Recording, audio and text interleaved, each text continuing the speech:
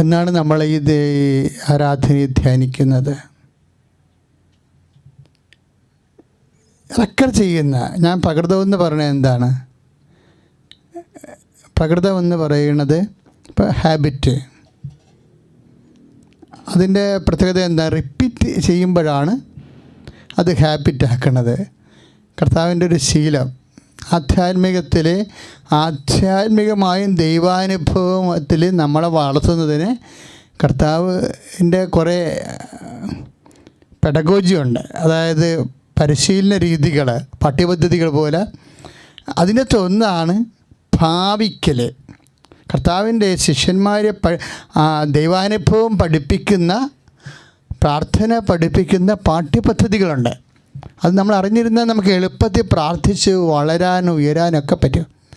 അതിൽ ഒന്ന്, കർത്താവിൻ്റെ ഒരു ശീലം, എപ്പോഴും കർത്താവ് നമ്മളെ അവഗണിച്ചുകൊണ്ട് അല്ലെങ്കിൽ നമ്മളെ മൈൻഡ് ചെയ്യാതെ കടന്നു പോകുന്നത് കാണാം. അത് ഒറ്റപ്പെട്ട സംഭവമാണെങ്കിൽ നമുക്ക് ഓർക്കാം ഇത് ഒറ്റപ്പെട്ട സംഭവമാണ്. അങ്ങനെയല്ല, അത് 2 പ്രാവശ്യം ആവർത്തിക്കുകയാണെങ്കിൽ അത് ഡിറ്റർമൈൻഡ് ആയിട്ടുള്ള ആക്ഷനാണ്. അതായത് കരുതിക്കൂട്ടി അറിഞ്ഞുകൊണ്ടുള്ളൊരു ആക്ഷനാണ്. അതുകൊണ്ടാണ് നമുക്ക് ധ്യാനിക്കാനുള്ള ആക്സിഡൻ്റലായിട്ട് സംഭവിച്ചിട്ടുള്ള ഒരു വിഷയമല്ല. അപ്പോൾ വളരെ കരുതലോടുകൂടി കരുതിക്കൂട്ടി കർത്താവ് ചെയ്തിട്ടുള്ള ചില പഠന രീതികളുണ്ട്. അത് റെക്കോർഡ് ചെയ്യണ കൊണ്ടാണ്. ഇപ്പോൾ ഒരു പ്രാവശ്യമല്ല 2 പ്രാവശ്യം ഒരേ വിഷയം വരുന്നുണ്ട് ബൈബിളിലെ. കാര്യം അവർ കടന്നു പോകാൻ. ഇപ്പം നമ്മൾ ഉയർപ്പിൻ്റെ കാലമല്ലേ, ഉയർപ്പിൻ്റെ കാലത്ത് ധ്യാനിക്കുന്ന ഏറ്റവും വലിയ ദൈവാനുഭവ വചനങ്ങൾ എമ്മാവൂസിലേക്ക് പോയ ശിഷ്യന്മാരുടെ ആദ്യ കുർബാനയാണ് ശരിക്കും. ഇപ്പോൾ ആദ്യ കുർബാന നമുക്കറിയാം, ഈ പട്ടക്കല്യാണം കഴിഞ്ഞാൽ ഞങ്ങൾ കുർബാന അർപ്പിച്ച് കഴിഞ്ഞാൽ പിന്നെ പുത്തൻ കുർബാന അർപ്പിക്കും. വെച്ചാൽ പിതാവില്ലാതെ, ഗുരുപട്ടം തന്ന അഭിഷിക്തനില്ലാതെ, ഇടയനില്ലാതെ ആദ്യമായിട്ട് ജനങ്ങൾക്ക് വേണ്ടി അർപ്പിക്കുന്നതാണ് പുത്തൻ കുർബാന. അപ്പോൾ ഈ പുത്തൻ കുർബാന അപ്പോസ്തലന്മാർ അർപ്പിച്ചിരിക്കുന്നത് എമ്മാവൂസിൽ വെച്ചാണ്, എമ്മാവൂസിലേക്ക് പോകുന്ന വഴിയിൽ. അപ്പോൾ അവിടെ സംഭവിക്കുന്നത്, ഈശോ ഈ ക്ലയഫാസും വേറെ ഒരു ശിഷ്യനും കൂടി തിരിച്ചു പോവുകയാണ്. അവർ ശിഷ്യത്വത്തിൽ നിന്ന് തന്നെ അവർ വിട പറയുകയാണെന്ന് വേണമെങ്കിൽ നമുക്ക് കരുതാം. They are going back, departing Jesus. കർത്താവിനെ വിട്ടും വെച്ച് അവരവരുടെ വഴികളിലേക്ക് പോകുന്നു. വളരെ സങ്കടത്തോടെ ഈശോ പണ്ട് ഈ വിഷയം പറഞ്ഞായിരുന്നു. നിങ്ങളെല്ലാം എന്നെ വിട്ടും വെച്ച് താങ്കളുടെ വഴിയിലേക്ക് പോകുന്ന കാലം വരുമോ? ആധ്യാത്മികതയിലുള്ളതാണിത്. ഓരോരുത്തരും ഏതെങ്കിലും സമയത്ത് തൻ്റെ ദൈവത്തെ വിട്ടും വെച്ചിട്ട് അവനവൻ്റെ വഴികളിലേക്ക് പോകും. മക്കളെ, പോകരുത്. This is time of testing. ഇതാണ് ടെസ്റ്റിംഗ് ടൈം എന്ന് പറയുന്നത്. ആധ്യാത്മികത എന്ന് പറയുന്നത്, spiritual life is N intelligent life. ഞാൻ അങ്ങനെയാണ് കരുതിയിരിക്കുന്നത്. ആധ്യാത്മിക ജീവിതം എന്ന് പറയുന്നത് ഒരു ബുദ്ധിപരമായ ജീവിതമാണ്. ബുദ്ധിയുള്ളവർക്ക് മാത്രമേ, കർത്താവ് ഇടയ്ക്ക് ബുദ്ധി എന്നുള്ള വാക്കിന് വിവേകമുള്ള എന്നൊക്കെ ഈശോ അത് വിവേചന ശക്തി, നന്മ കാലത്തിൻ്റെ അടയാളങ്ങളെ വിവേചിക്കാൻ, ഇങ്ങനെ വിവേചനമാണ് ഈശോ. ഞാൻ ആ വിവേചനം തന്നെയാണ് ഉദ്ദേശിക്കണമെങ്കിലും ഞാൻ അതിന് ഇൻ്റലക്ച്വൽ ലൈഫ് എന്ന് പറയാനാണ് എനിക്കിഷ്ടം. കാര്യം ഇമോഷണൽ ലൈഫ് ഓൾറെഡി ഉണ്ടല്ലോ പ്രയർ ലൈഫിലെ. അപ്പോഴേ അതേസമയം തന്നെ ആക്ഷൻ, നമ്മളൊരു പ്രാർത്ഥനാ ജീവിതം ഒരു ഇമോഷണൽ ലൈഫാണ് ആധ്യാത്മികതയെങ്കിലും, പക്ഷേ നമ്മുടെ പ്രവർത്തനങ്ങളിൽ എപ്പോഴും ഇൻ്റലിജൻ്റ് ആയിരിക്കണം നമ്മൾ.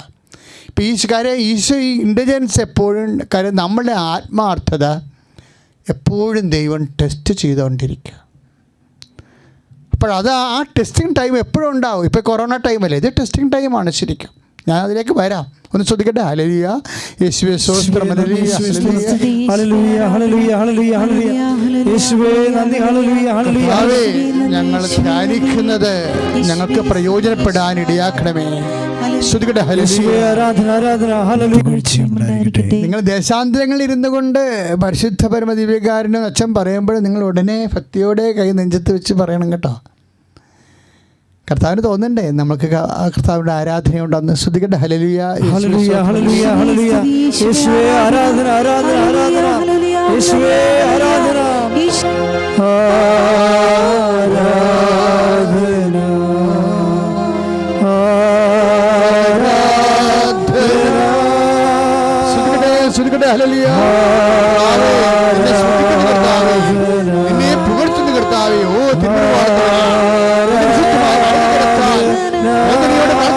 മക്കളെ കർത്താവെ സ്പർശിക്കണമേ, സ്പർശിക്കണമേ.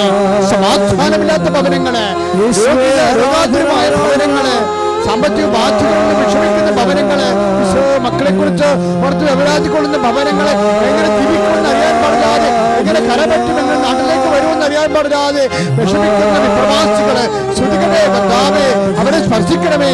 ശ്രുതികട്ടെ. ഹല്ലേലൂയ, ഹല്ലേലൂയ, ഹല്ലേലൂയ, ഹല്ലേലൂയ. യേശുവേ നന്ദി, നന്ദി, നന്ദി. ഹല്ലേലൂയ, ഹല്ലേലൂയ, ഹല്ലേലൂയ, ഹല്ലേലൂയ. ആരാധന, ആരാധന, ആരാധന.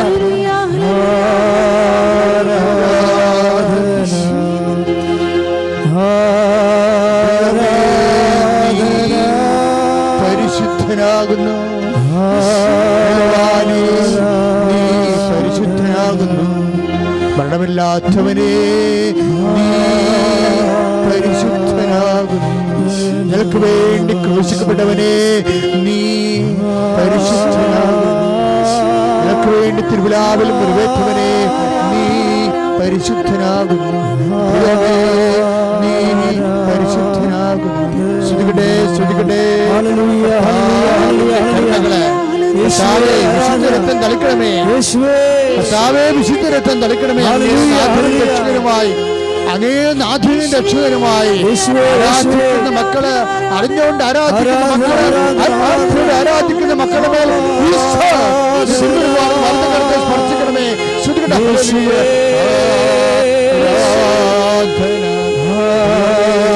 പരിശുദ്ധനാകുന്നു, നീ പരിശുദ്ധനാകുന്നു.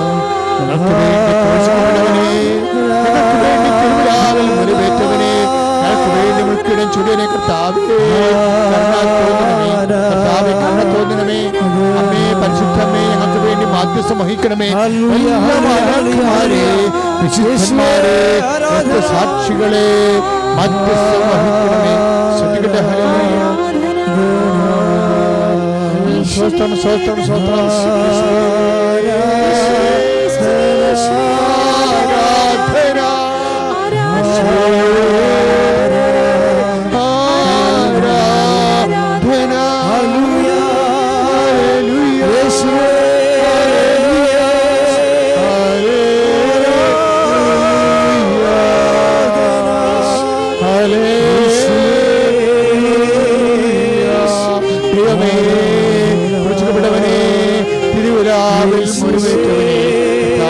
കണ്ണ തോന്നണമേ, നിന്റെ തിരുവിലാവിലെ മുറിവിനെ ഓർത്തുകൊണ്ട് കണ്ണ തോന്നണമേ. മുഴുക്കെടുത്ത് ഓർത്തുകൊണ്ട് കണ്ണ തോന്നണമേ. അളിപ്പിടിനെ ഓർത്ത് കണ്ണ തോന്നണമേ. അത്ഭുത കർത്താവ് സ്പർശിക്കണമേ. അളിപ്പിടിനെ പോലെ സ്പർശിക്കണമേ. സൗഖ്യമുണ്ടാകട്ടെ. ശ്രുതികട്ടെ, ശ്രുതികട്ടെ, ശ്രുതികട്ടെ.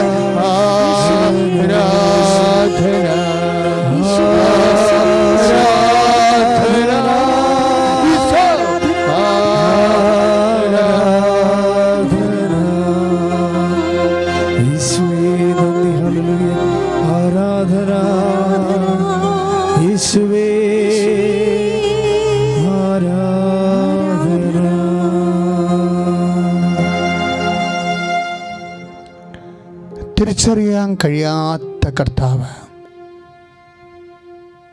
തിരിച്ചറിയാൻ കഴിയാത്ത കർത്താവ് നമ്മുടെ കൂടെ ഉണ്ടാകാം. പക്ഷേ നമ്മൾക്ക് കർത്താവിനെ തിരിച്ചറിയണമെന്ന് നിർബന്ധമില്ല. അങ്ങനെ ഒരു അനുഭവം അപ്പോസ്തല അനുഭവങ്ങളാണ്. അതാണ് 24:16 തിരുവചനങ്ങളിലെ ലുക്കായുടെ സുവിശേഷം 24:16. കർത്താവ് അവരുടെ കൂടെയുണ്ട്, പക്ഷേ അവർക്ക് കർത്താവിനെ തിരിച്ചറിയാൻ കഴിയുന്നില്ല. ശ്രുതികട. ഹല്ലേലൂയ, യേശുവേ സ്തോത്രം. ഹല്ലേലൂയ, യേശുവേ നന്ദി. ഹല്ലേലൂയ, ഹല്ലേലൂയ, ഹല്ലേലൂയ, ഹല്ലേലൂയ, ഹല്ലേലൂയ, ഹല്ലേലൂയ, ഹല്ലേലൂയ. യേശുവേ ആരാധന, ആരാധന, ആരാധനയും സ്തുതിയും പുകഴ്ചയും ഉണ്ടായിരിക്കട്ടെ. കർത്താവിനെ തിരിച്ചറിയാൻ കഴിയാത്തത് എന്തുകൊണ്ടാണ്?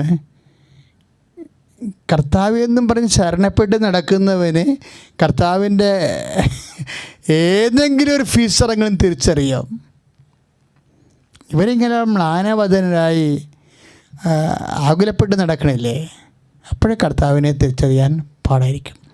കർത്താവേ എന്നുള്ള ഒരു ഓർമ്മ ഉള്ളിലുണ്ടെങ്കിൽ, ഇപ്പം 21:6 യോഹന്നാൻ്റെ സുവിശേഷം, ആ ഓർമ്മ എപ്പോഴും ഉള്ളിലുണ്ടെങ്കിൽ കർത്താവിനെ തിരിച്ചറിയാൻ കഴിയും. അതാണ് യോഹന്നാൻ തിരിച്ചറിഞ്ഞത്. ദാറ്റ് ഈസ് ലോർഡ് എന്നല്ലേ യോഹന്നാൻ പറഞ്ഞത്.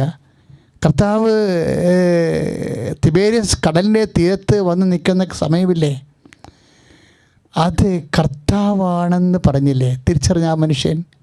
എന്താണ്, യോഹന്നാൻ കർത്താവിന് നെഞ്ചിൽ കിടന്നല്ലേ വളർന്നത് ശരിക്കും. അപ്പം അവന് ആ ഒരു ജ്വരം എപ്പോഴും ഉണ്ടാവും. ഈശോനെ തിരിച്ചറിയാനുള്ള മാർഗം ഈശോയോടുള്ള സ്നേഹജ്വരമാണ്.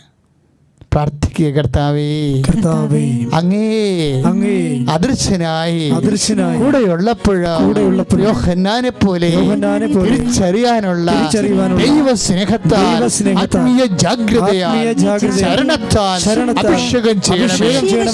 ഹല്ലേലൂയ. യേശുവേ നന്ദി. ഹല്ലേലൂയ ഹല്ലേലൂയ ഹല്ലേലൂയ. യേശുവേ ആരാധനയും സ്തുതിയും പുകഴ്ചയും ഉണ്ടായിരിക്കട്ടെ. നമ്മൾ തിരിച്ചറിഞ്ഞില്ലെങ്കിൽ കർത്താവ് കടന്നു പോകാൻ ഭാവിക്കും. അതാണ് അവർക്ക് സംഭവിച്ചത്. എമ്മാവുസിലേക്ക് പോകുന്ന വഴികളിൽ നേരം വൈകുമ്പോഴേ കർത്താവ് കടന്നു പോകാൻ ഭാവിക്കും. ഇരുളായ്മയിലാണ് എപ്പോഴും കർത്താവിനെ തിരിച്ചറിയാൻ പറ്റാത്ത അവസ്ഥ വരുന്നതും ചിലർ തിരിച്ചറിയണതും.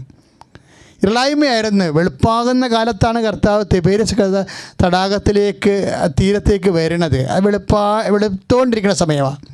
അപ്പോൾ പത്രോസ് ആ മയങ്ങിയ സമയത്ത് തിരിച്ചറിഞ്ഞില്ല. മയങ്ങിയ സമയത്തും യോഹന്നാൻ തിരിച്ചറിഞ്ഞു. ഇപ്പോഴും ഒരു മയങ്ങിയ സമയമാണ്. ഇരുളാകാൻ പോവുകയാണ്. മറ്റത് വെളുപ്പാകാൻ പോവുകയായിരുന്നു. ഇപ്പോൾ രാത്രിയാകാൻ പോവുകയാണ്. അപ്പോൾ രാത്രി നേരം വൈകുന്നു. അപ്പോഴേ അവരെ കടന്നു പോകാൻ ഭാവിച്ചു. നമ്മൾ 24-28 വായിക്കും. കടന്നു പോകാൻ ഭാവിക്കുന്ന കർത്താവ് ഒരു ഭാവമാണ് ശരിക്കും. ഉള്ളിൽ ആഗ്രഹം ഉണ്ടായിട്ടല്ല, നമ്മളെ പറ്റിക്കാൻ വേണ്ടിയാണ്. ഈശോ ഇങ്ങനെ പറ്റിക്കുന്ന ആളാ. എന്താ കാരണം വെച്ച് കഴിഞ്ഞാൽ നമ്മുടെ സ്നേഹം അളക്കാൻ വേണ്ടി. നമുക്കറിയാമല്ലോ, ഈ കടന്നു പോകാൻ ഭാവിക്കണ എന്തുകൊണ്ടാണ്? നമ്മൾ തിരികെ വിളിക്കാൻ, നമ്മൾ സ്നേഹം ഉണ്ടെങ്കിൽ തിരികെ വിളിക്കും, വിശ്വാസം ഉണ്ടെങ്കിൽ തിരികെ വിളിക്കും, കർത്താവിൻ്റെ അടുപ്പം ഉണ്ടെങ്കിൽ തിരികെ വിളിക്കും. നമുക്ക് കർത്താവിനെ ഫീൽ ചെയ്യാത്തൊരു സമയമാണ്.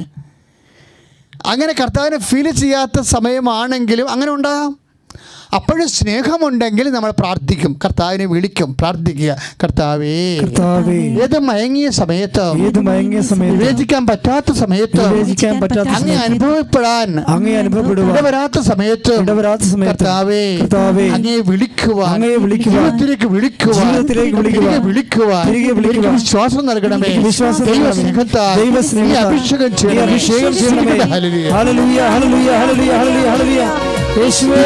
പരമദിവ്യകാരുണ്യത്തിന് ആരാധനയും സ്തുതിയും പുകഴ്ചയും ഉണ്ടായിരിക്കട്ടെ. ഇങ്ങനെ തങ്ങളെ ശിഷ്യന്മാരെ കടന്നു പോകാൻ ഭാവിക്കുന്ന ഈശോയെ മർക്കോസിൻ്റെ സുവിശേഷവും നമുക്ക് കാണിച്ചു തരുന്നുണ്ട്. നമ്മളിപ്പോൾ കണ്ടത് വിശുദ്ധ ലൂക്കായുടെ സുവിശേഷമാണ്.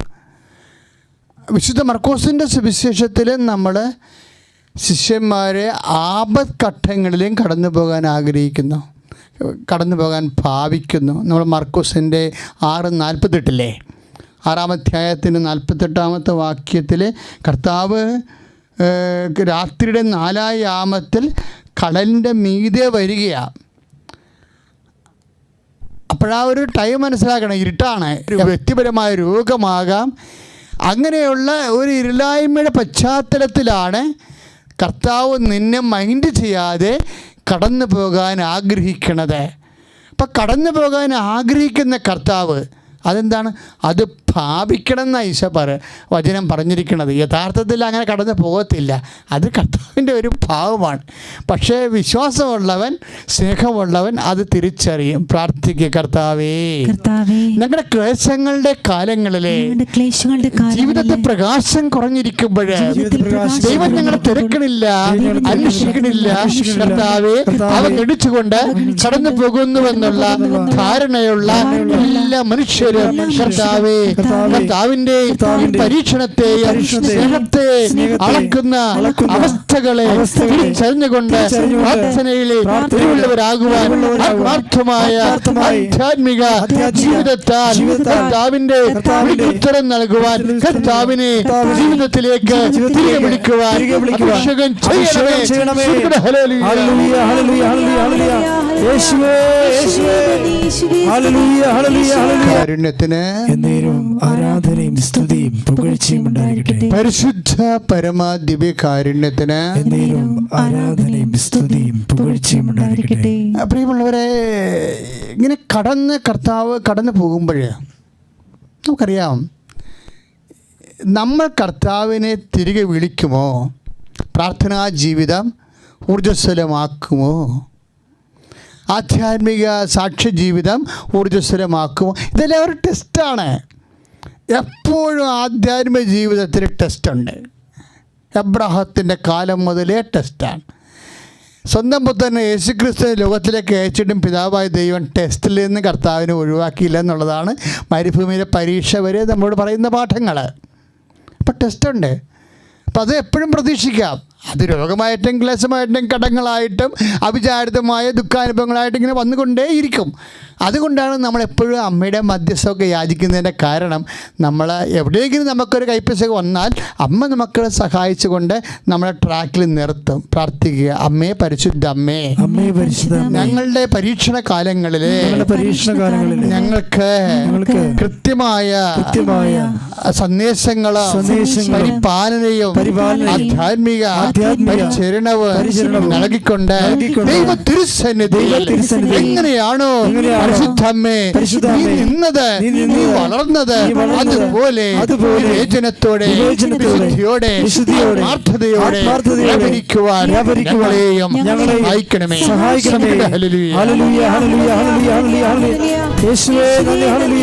കാരുണ്യത്തിന് ആരാധനയും സ്തുതിയും പുകഴ്ചയും ഉണ്ടായിരിക്കട്ടെ.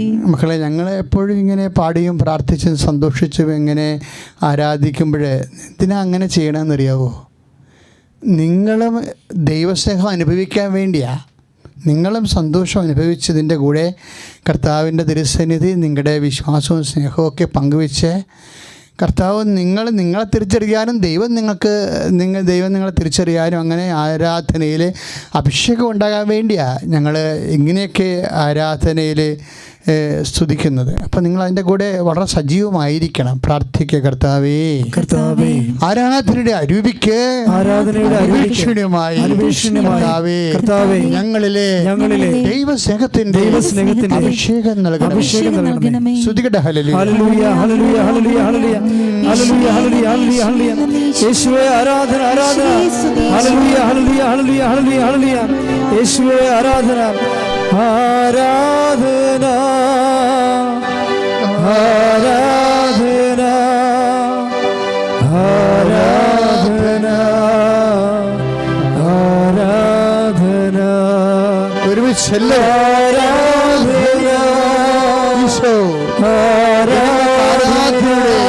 ആനന്ദത്തിന്റെ അഭിഷേകം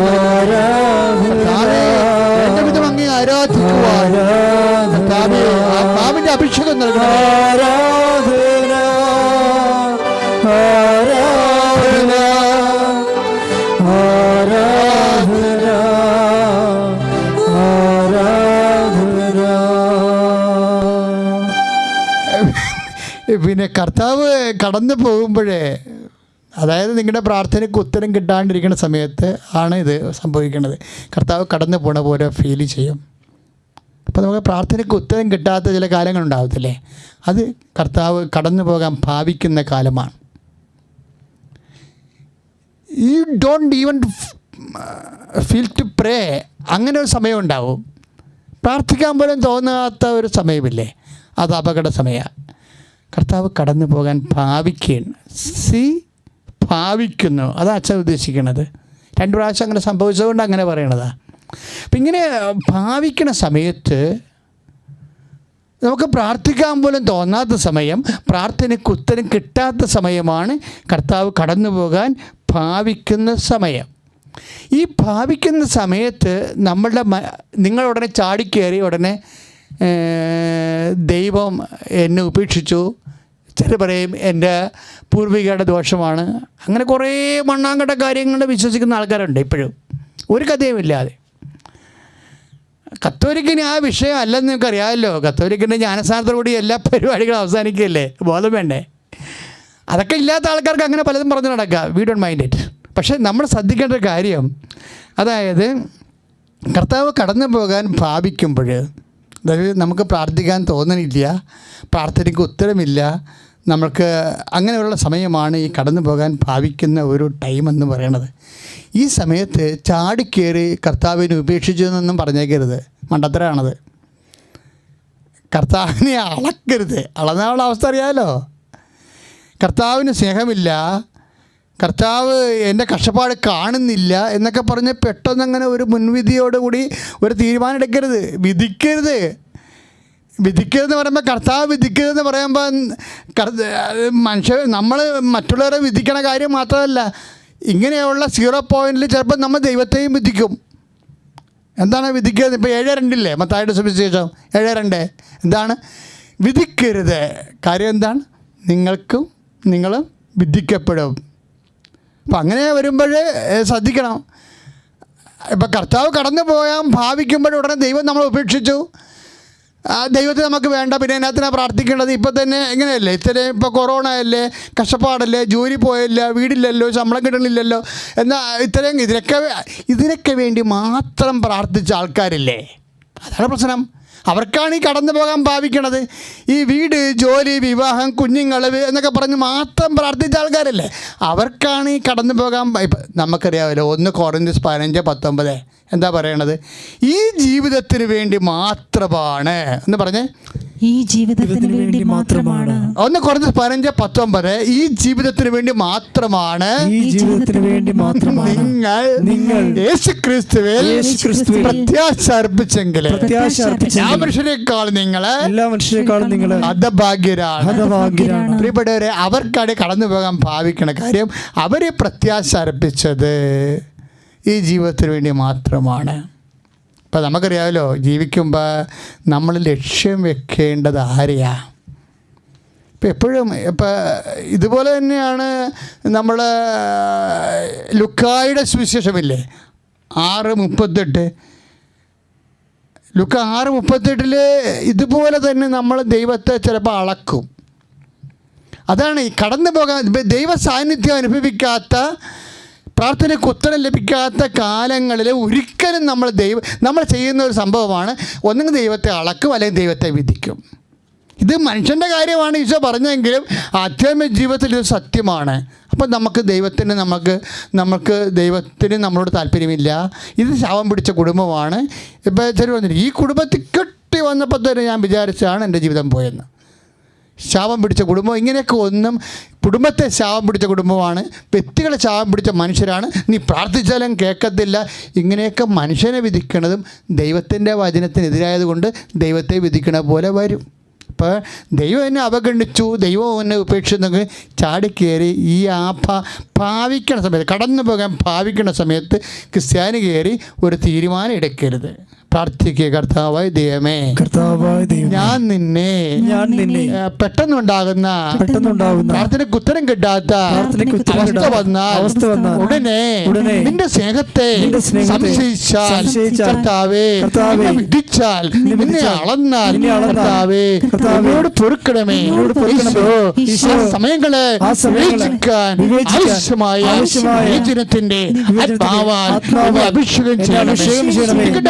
ഹല്ലേലൂയ, ഹല്ലേലൂയ, ഹല്ലേലൂയ, ഹല്ലേലൂയ. യേശുവേ നന്ദി, ഹല്ലേലൂയ, ഹല്ലേലൂയ, ഹല്ലേലൂയ, ഹല്ലേലൂയ, ഹല്ലേലൂയ.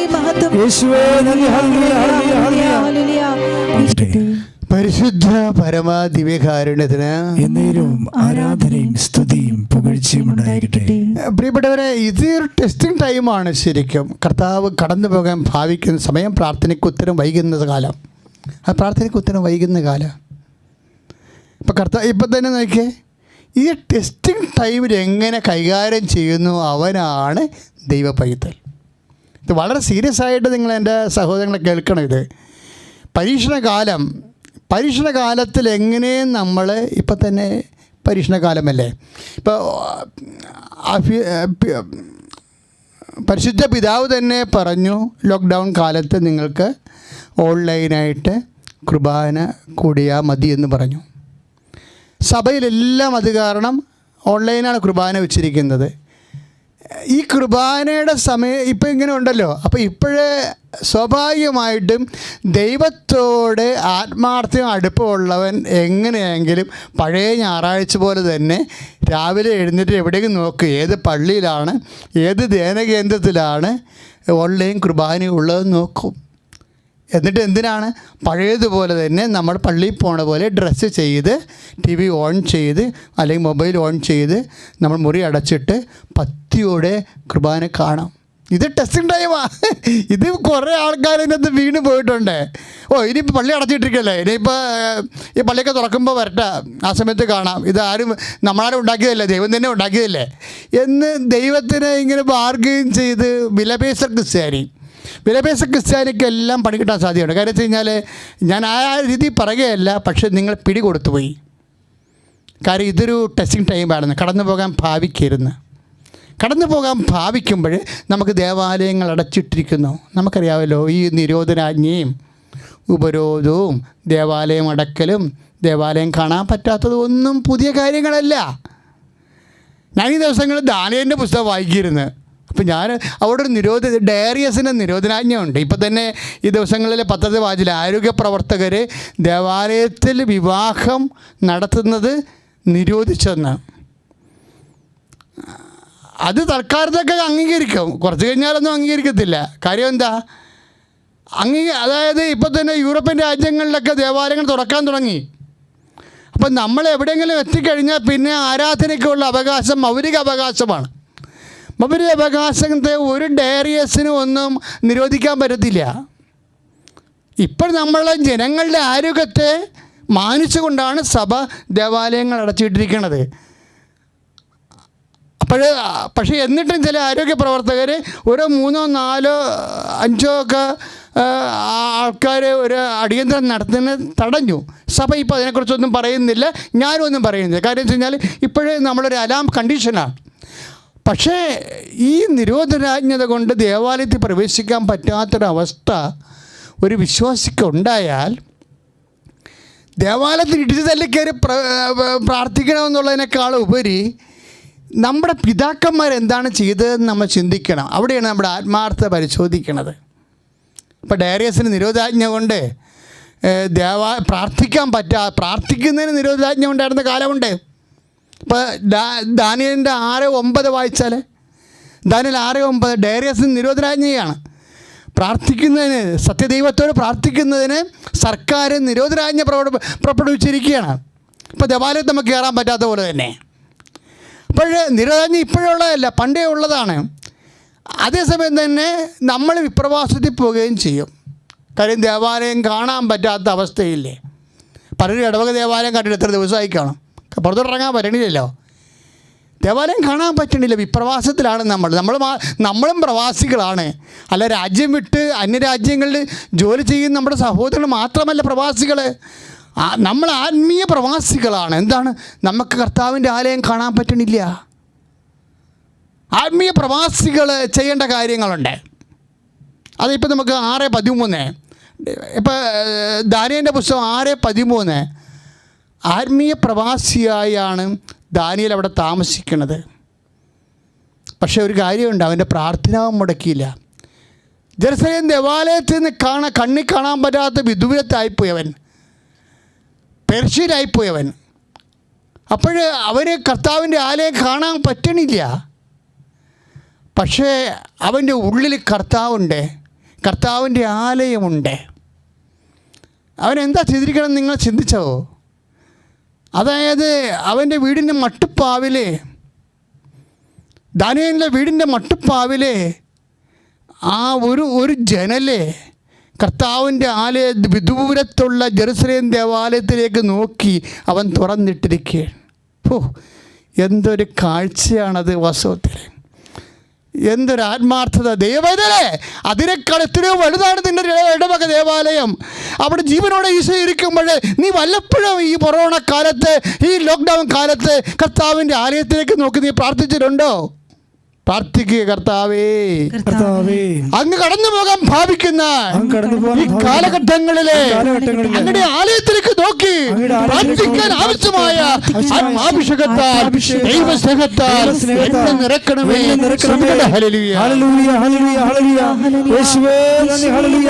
ദാനിയേലേ, സ്വന്തം ഭവനത്തിൻ്റെ വാതില്, ദാനിയേൽ 6:10 ഈ വചനമുള്ളത്. സ്വന്തം ഭവനത്തിൻ്റെ വാതില് കർത്താവിൻ്റെ ആലയത്തിലേക്ക് ദർശനമായി തുറന്നിട്ടവൻ. ദൈവത്തിലെ നിൻ്റെ ആത്മാവിൻ്റെ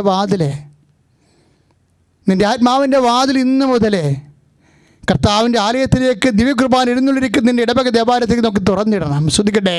ഹല്ലേലൂയ.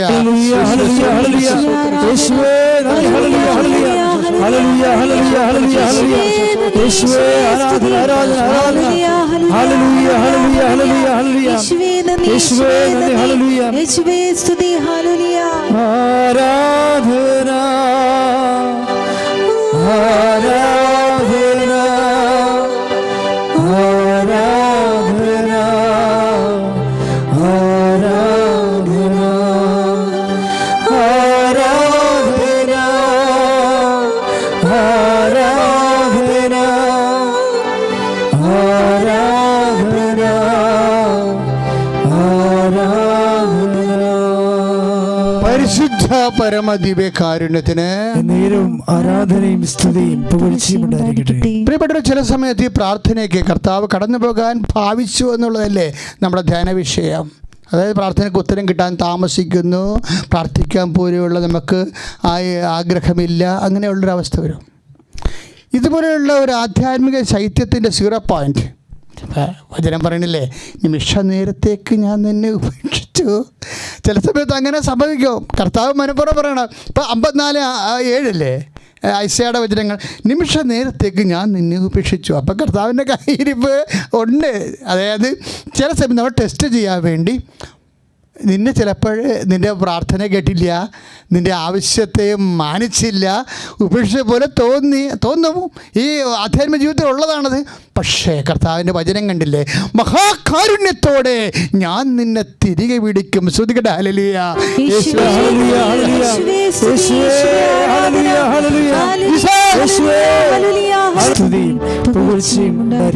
ഇപ്പൊ നമ്മളുടെ ചില സമയത്ത് പ്രാർത്ഥിക്കുന്നവർ ശ്രദ്ധിക്കണേ സഹോദരങ്ങളെ, പ്രാർത്ഥിക്കുന്നവർ ശ്രദ്ധിക്കണമെന്ന് വളരെ വിനയത്തോടു കൂടി ഞാൻ അപേക്ഷിക്കുക. കാരണം വെച്ച് കഴിഞ്ഞാൽ ഇങ്ങനെയുള്ള കാലങ്ങളിൽ ദൈവത്തെ വിധിക്കരുത്, ദൈവത്തെ അളക്കരുത് എന്നൊക്കെയാണ് നമ്മുടെ വചനത്തിലൂടെ ധ്യാനിച്ചത്.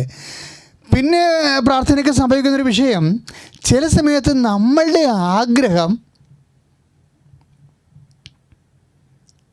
നമ്മൾ വളരെ അക്ഷരാർത്ഥത്തിൽ ആഗ്രഹം അതുപോലെ നടക്കണമെന്ന് ശാഠ്യം പിടിക്കരുത്.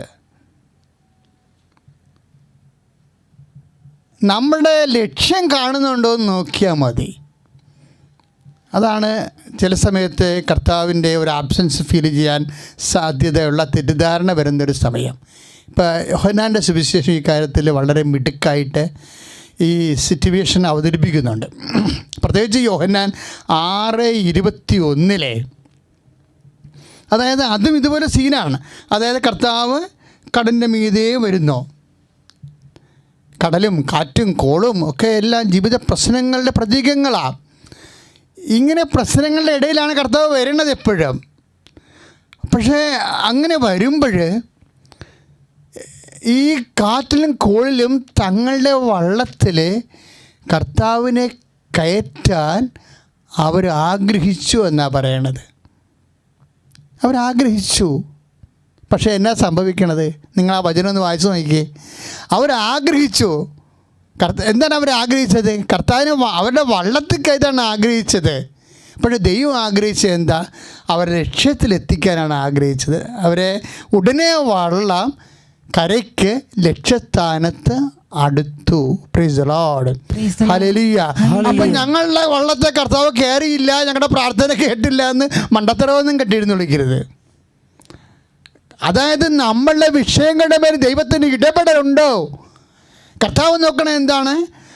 അതായത് നമ്മളിപ്പോൾ കുഞ്ഞുങ്ങൾക്ക് വേണ്ടി പ്രാർത്ഥിക്കുന്നു, അവർക്ക് മാർക്ക് കുറഞ്ഞു പോയി. ഞാൻ പരീക്ഷയ്ക്ക് പ്രാർത്ഥിച്ചല്ലോ, ഇപ്പോൾ പരീക്ഷക്കാരല്ലേ, പരീക്ഷ വരാൻ പോകുന്നു, ഞാൻ പരീക്ഷയ്ക്ക് വേണ്ടി പ്രാർത്ഥിച്ചല്ലോ, എനിക്ക് മാർക്ക് കുറഞ്ഞു പോയല്ലോ, ഞാൻ പ്രാർത്ഥിച്ചിട്ട് എനിക്ക് മാർക്ക് കുറഞ്ഞു പോയല്ലോ എന്നൊക്കെ പറഞ്ഞ് നമ്മൾ അപ്പോൾ അവിടെ വള്ളത്തിൽ കർത്താവിനെ കയറ്റാൻ അവർ ആഗ്രഹിച്ചു. പക്ഷേ ഉടനെ വള്ളം ലക്ഷ്യസ്ഥാനത്തെത്തി. മക്കളെ, നമുക്ക് മാർക്ക് ലഭിക്കണേ എന്തിനു വേണ്ടിയാ? ഉന്നത വിദ്യാഭ്യാസം, അല്ലെങ്കിൽ ജോലി, അല്ലെങ്കിൽ ജീവിതം ജീവിക്കാനുള്ളൊരു വരുമാന മാർഗം. Whether it is given or not, അത് മാത്രം നീ ചിന്തിച്ചാൽ മതി. ഒരു പക്ഷേ താൽക്കാലികമായിട്ട് ചില സമയത്ത് മാർക്ക് കുറഞ്ഞു പോകുകയോ, ചില സമയത്ത് നിൻ്റെ പ്രാർത്ഥന നിൻ്റെ വീട് ലഭിക്കാതിരിക്കുകയോ, അല്ലെങ്കിൽ നിൻ്റെ രോഗം സുഖപ്പെടാതിരിക്കുകയോ, അങ്ങനെ പല കാര്യങ്ങളും സംഭവിക്കാം. പക്ഷേ നിൻ്റെ ആയുസ് എന്ന് പറയുന്നത് എന്താ? ഇപ്പം നിൻ്റെ പനി മാറിയില്ല, അല്ലെങ്കിൽ നിൻ്റെ ക്യാൻസർ മാറാൻ സമയമെടുത്തു, പക്ഷേ കർത്താവ് നിൻ്റെ ആയുസ് കൂട്ടിയാലോ? ആരോഗ്യം എന്നല്ലേ പറയണത്. ആരോഗ്യം എന്തിനോട് ബന്ധപ്പെട്ടുള്ളതാണ്? ആയുസ്സിനോട് ബന്ധപ്പെട്ടുള്ളതാണ്. അപ്പോൾ ഒരു സൗഖ്യം ആരോഗ്യം കിട്ടില്ല എന്ന് വിചാരിച്ചുകൊണ്ട് നിന്നെ കർത്താവ് ആയുസ് നിനക്ക് തന്നാലോ? അപ്പോൾ നമ്മൾ കർത്താവിനെ വിധിക്കരുത്, കർത്താവിനെ അപ്പോൾ നമ്മൾ അതിൻ്റെ പേര് അളക്കരുത്. അതാണ് ഞാൻ പറയുന്നത്. എന്തെങ്കിലും അതാണ് യോഹന്നാൻ്റെ സുവിശേഷം കണ്ടില്ലേ, 6:21. അവനെ കർത്താവിന് അവരുടെ വള്ളത്തിൽ കയറ്റാൻ ആഗ്രഹിച്ചു. പക്ഷേ വള്ളത്തിൽ കർത്താവ് കയറിയില്ല. പക്ഷേ എന്നാ സംഭവിച്ചു? കർത്താവ് വള്ളത്തിൽ കയറിയില്ലെങ്കിലും അവിടെ കാര്യം നടന്നു, അവർ ലക്ഷ്യസ്ഥാനത്ത് എത്തി. അതാണ് സംഭവം. അൾട്ടിമേറ്റ് വാട്ട് ഈസ് ഹാപ്പൻ, അതാണ് നീ അത് വിവേചിക്കേണ്ടത്. പ്രാർത്ഥിക്കുക, കർത്താവായ മിശിഹായേ, ആധ്യാത്മിക ജീവിതത്തിനുള്ള അങ്ങയുടെ പ്രവർത്തനങ്ങളെ മനസ്സിലാക്കാനുള്ള വിവേചന ശക്തി ഞങ്ങൾക്ക് നൽകണമേ. എല്ലാ സാഹചര്യങ്ങളിലും അങ്ങയുടെ പരീക്ഷണങ്ങളെ അതിജീവിക്കാനുള്ള